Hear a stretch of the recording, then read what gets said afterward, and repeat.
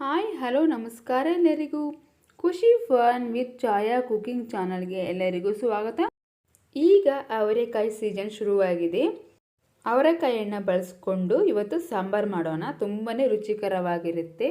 ಬನ್ನಿ, ಅವರೆಕಾಯಿ ಸಾಂಬಾರಿಗೆ ಬೇಕಾಗಿರುವಂಥ ಪದಾರ್ಥಗಳು: ಅರ್ಧ ಕಿಲೋ ಅವರೆಕಾಯಿ ತೊಗೊಂಡಿದ್ದೀನಿ, 2 ಟೇಬಲ್ ಸ್ಪೂನ್ ಆಗುವಷ್ಟು ಅಡುಗೆ ಎಣ್ಣೆ ತೊಗೊಂಡಿದ್ದೀನಿ, 2 ಮೀಡಿಯಮ್ ಸೈಜ್ ಈರುಳ್ಳಿ ತಗೊಂಡಿದ್ದೀನಿ, 1 ಟೊಮೊಟೊ ಹಣ್ಣು, 1 ಇಂಚು ಆಗುವಷ್ಟು ಶುಂಠಿನ ಜಜ್ಜಿ ಇಟ್ಕೊಂಡಿದ್ದೀನಿ, ಅರ್ಧ ಹೋಳು ತೆಂಗಿನಕಾಯಿ ತುರಿ ತಗೊಂಡಿದ್ದೀನಿ, ಸ್ವಲ್ಪ ಕೊತ್ತಂಬರಿ ಸೊಪ್ಪು ತಗೊಂಡಿದ್ದೀನಿ, 1 ಸ್ಪೂನು ಜೀರಿಗೆ, ಅರ್ಧ ಸ್ಪೂನು ಕಾಳು ಮೆಣಸು, 2 ಲವಂಗ, 1 ಚಕ್ಕೆ, 2 ಸ್ಪೂನ್ ಮಟನ್ ಸಾಂಬಾರ್ ಪೌಡರ್ ತಗೊಂಡಿದ್ದೀನಿ, 2 ಸ್ಪೂನ್ ಹುಚ್ಚೆಳ್ಳು ತಗೊಂಡಿದ್ದೀನಿ.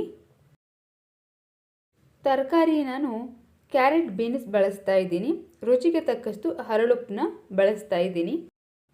ಮಸಾಲೆ ರುಬ್ಕೊಳ್ಳೋಣ. ಅದಕ್ಕೋಸ್ಕರ ಒಂದು ಮಿಕ್ಸಿ ಜಾರ್ಗೆ ನಾನು ಟೊಮೊಟೊ, ಈರುಳ್ಳಿ, ಕೊತ್ತಂಬರಿ ಸೊಪ್ಪು, ಕಾಯಿ ತುರಿ, ಶುಂಠಿ, ಚಕ್ಕೆ, ಲವಂಗ, ಮೆಣಸು, ಜೀರಿಗೆ ಹಾಗೂ ಖಾರದ ಪುಡಿ, ಹುಚ್ಚೆಳ್ಳು ಹಾಕಿ ಸ್ವಲ್ಪ ನೀರು ಹಾಕ್ಕೊಂಡು ರುಬ್ಕೋತಾ ಇದ್ದೀನಿ.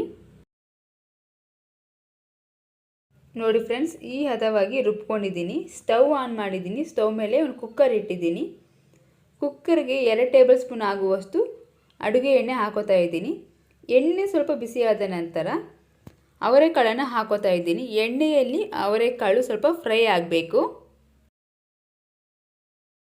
ಕಡಿಮೆ ಉರಿಯಲ್ಲಿ ಅವರೆಕಾಳನ್ನು ಫ್ರೈ ಮಾಡ್ಕೋಬೇಕು. ನೋಡಿ ಫ್ರೆಂಡ್ಸ್, ಇಷ್ಟು ಚೆನ್ನಾಗಿ ಫ್ರೈ ಆಗಿದೆ.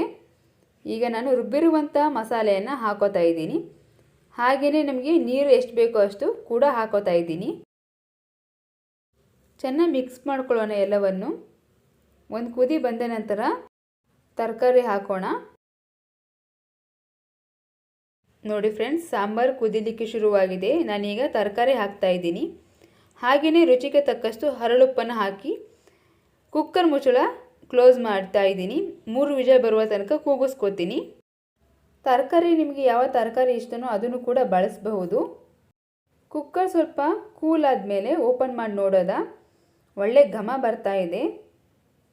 ಅವರೆಕಾಳು ಸಾಂಬಾರು ರೆಡಿಯಾಗಿದೆ ನೋಡಿ ಫ್ರೆಂಡ್ಸ್. ತುಂಬಾ ಚೆನ್ನಾಗಾಗಿದೆ.